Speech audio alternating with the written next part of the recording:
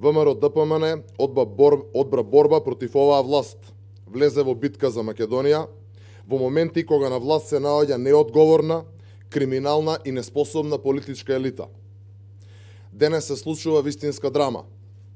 Структури на власта и структури кои одработуваат за оваа власт вршат жестоки уцени, закани и притисоци врз пратениците на ВМРО ДПМН и Коалицијата за подобра Македонија. Собранието на Република Македонија се претвори во пазар и арена на притисоци, закани и уцени. Денес добива совршена смисла се она што се случуваше во изминатата година и пол. Во Македонија се апсат луѓе заради политички прогон, а денес се пробува да се тргува со нивната слобода. За возврат се бара поддршка на уставните измени произлезени од договорот со Грција. Се ветуваат парични награди за послушните, а доколку не се прифати, се местат сведоци, се креираат случаи. Се врши влијание врз блиски роднини на пратениците. Се врши заплашување.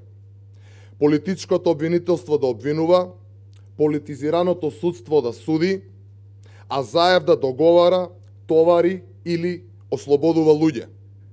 Ќе споменам неколку примери. На еден пратеник му се понудени 1 милион евра за да гласа за договорот. Истите се одбиени. На друг пратеник му се понудени 2 милиони евра. На трет 250.000 евра. Сето ова е одбиено, бидејќи достоинството нема цена. Се работи за нашата татковина. Дополнително се активираат полициски структури, структури на безбедносните служби, а околината на самото собрание е под обсада на ликови со бричени глави кои се познати на подземјето. Господине Заев, има ли алал во ова? Дали сте свесен, господине Заев, што правите и во каков амбис ја водите државата? Трнете ги рацете од волјата на народот и оставете пратениците слободно да одлучуваат. Никаде во светот нема киднапирано собрание и расправа која ќе се закаже се додека се постигне потребното мнозинство за кое власта решило дека мора да се постигне. Ова е невиден преседан. Се ова ќе ви се врати како бумеранг. Ова не се демократски вредности, ова не е за Европска Македонија за која наводно се боревте. Ова е диктатура на неколкумина врз мнозинството.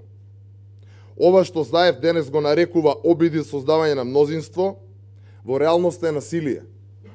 Насилие токму врз македонскиот народ. Во собранието повеќе од присуството на Заев е потребно присуството на јавното обвинителство, кое мора веднаш да превземе мерки и да се испитаат сите наводи за противзаконско и противуставно работење, сите закани, сите уцени и притисоци.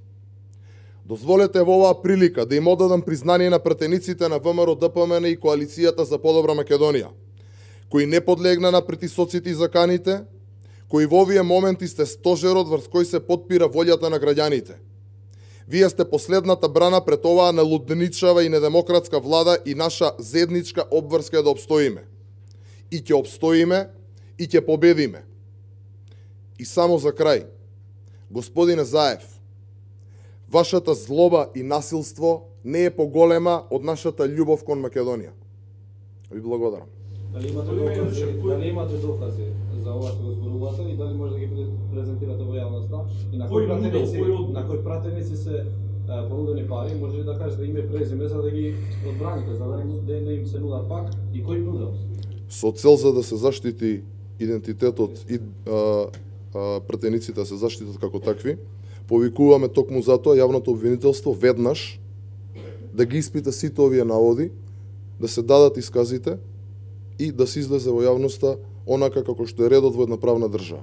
Пред кој ги дадел парите по допринос? Како што пред малку кажав, токму затоа го повикуваме јавното обвинителство. Сметам дека во овој момент и во оваа тешка и траурна ситуација во оваа држава е потребно да продолжиме со нашата борба без притоа да му наштетиме токму на оние кои што се на самиот браник во оваа борба. Пратеници да сведочат доколку бидат повикани во јавното обвинителство? Значи, како што кажав, јавното обвинителство е тоа кое што треба да ги испита сите овие наводи кои што денеска ги изнесовме. Повелете. Споменате дека околу собранието има луѓе со причени глави. Која е нивната, според вас, која е нивната улога таму и дали можеби се подготвува ново сценарио кое што би ја втурнало Македонија во нова безбедносна криза? Не само политичка, туку безбедност. Се надевам дека ова сега што го кажавте не е вистина. Се надевам дека сето ова што пред малку го зборуваме ќе остане само на заканите и уцените и сум повеќе од сигурен дека сите ние заеднички ќе обстоиме на тоа. Господинот пратеникот Крсто Муковски имаше информација дека му се случило завршена кардиологија. Каква е неговата здравствена состојба и која е причината? Како што дознавме, барем шпекулации по социјални мрежи било поради притисоци и уцени и закани по него и неговото семејство. Истите информации кои што ги имате вие, само што ги прочитав пред да дојдам на овој прес, искрено се надевам дека не е точно, доколку е точно се надевам дека се е во ред со пратеникот Муковски. Како ќе ги заштитите пратениците од вашата коалиција или партија кои можеби ќе гласаат за уставните измени? Во овој домен буквално се е врз основа на шпекулации и дезинформации. Од тоа што го слушавме, еве да го земеме само овој ден, слушавме најразлични шпекулации, а до овој момент немаме апсолутно никакви потврдени барем информации во однос на тоа дека некој од нашите, односно од пратеничката група на ВМРО-ДПМН и коалицијата за подобра Македонија ќе даде поддршка на овој договор. Во 9 закажана седница да ќе бидат присутни пратеници на ВМРО? Да, ќе бидат присутни. Уште еднаш ќе ве прашам, дали сте спремни вашите пратеници во чек? Други прашања? Конкретен одговор да се појават во овој и да сведочат? Веќе два пати ви одговорив на прашањето. Ве молам доколку има останати прашања. Дека самата партија врши притисок на своите пратеници. Апсолутна дезинформација и шпекулација како и се ова што се случува во овој период. Мислам дека токму денешниот ден и присуството на Заев цел ден во собранието на Република Македонија е доволен демант на ова што сега ме прашавте.